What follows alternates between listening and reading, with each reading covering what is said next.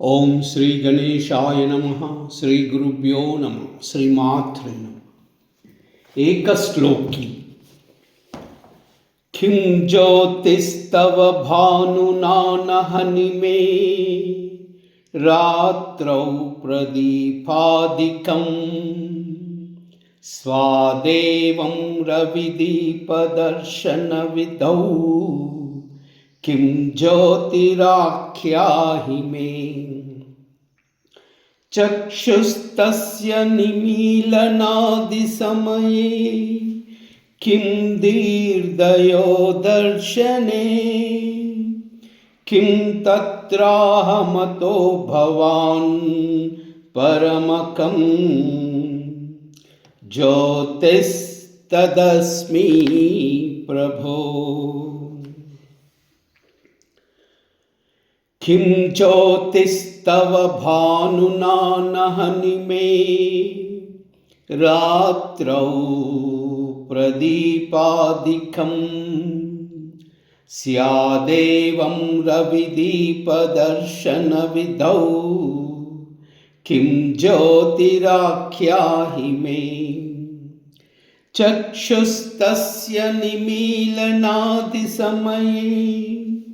किं दीर्दियो दर्शने किं तत्राहमतो भवान् परमकं ज्योतिस्तदस्मि प्रभो.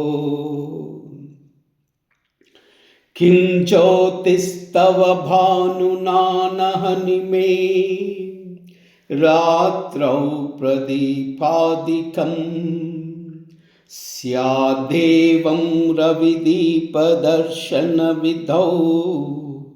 किं ज्योतिराख्याहि मे चक्षुस्तस्य निमीलनादिसमये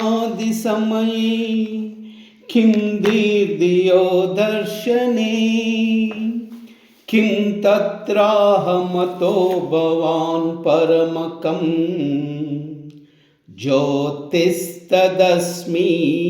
प्रभो. ज्योतिस्तदस्मि प्रभो. ज्योतिस्तदस्मि प्रभो.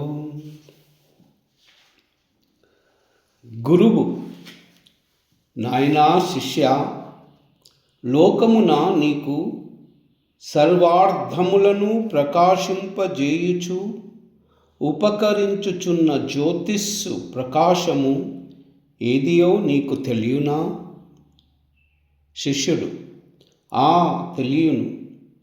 నాకు అట్టి జ్యోతిస్సు పగలు సూర్యుడును, రాత్రి యందు చంద్రుడును, నక్షత్రాలు, దీపాలు మొదలుగా కలవిగా ఉన్నవి.